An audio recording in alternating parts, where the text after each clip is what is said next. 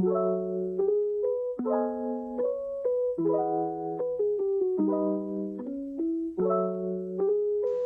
guys, ituturo ko po sa inyo kung paano gumamit ng PowerPoint gamit lang ang cellphone.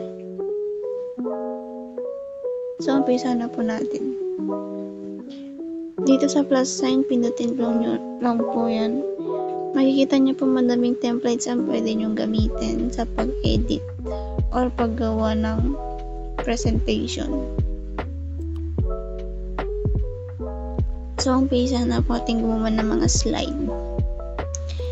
Dito po sa layout, pwede nyo pong lagyan or ibahan itsura ng slide nyo.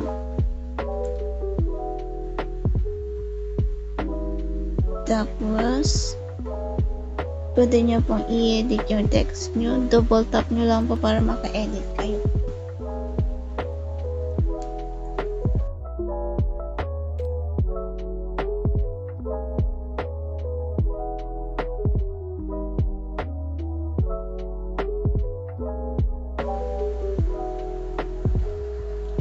Pwede nyo siya pong i-adjust or ilipat.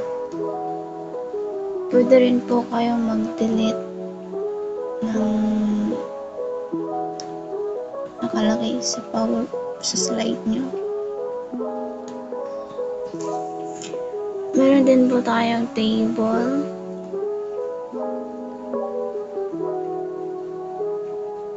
At iba pa. Pwede lang siyang i-delete. Dito nyo lang po pipindutin para ma-delete yung table. Dito naman sa gilid sa may plus sign, pindutin nyo lang po and makakagawa po kayo ng isa pang slide.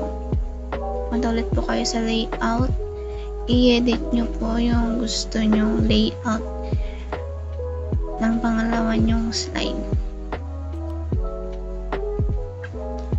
So, may iba't iba pang pwedeng pang decor sa slide nyo. Pwede nyo siyang lagyan ng shapes. Madami pong pagpipilian.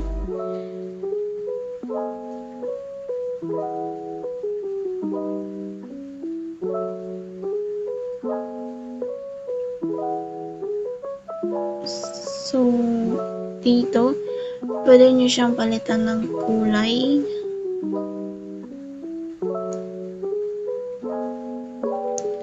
Tulad lang po nito. Pero mas maganda po kung may kulay sa loob para kita yung text.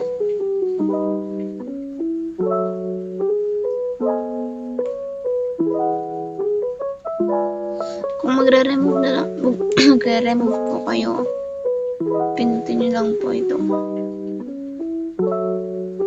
Nare-remove po. Kapag magsasave naman po kayo ng PowerPoint, pindutin nyo lang tatlong dots sa taas.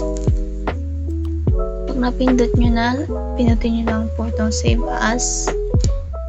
Pagkatapos, pumili lang po kayo kung saan nyo gustong i-save at kung anong title po ng PowerPoint na ginawa nyo. So, yun lang po. Dito na po magtatapos ang aking video. Salamat sa panonood at pakikinig. Sana po nakatulong ito.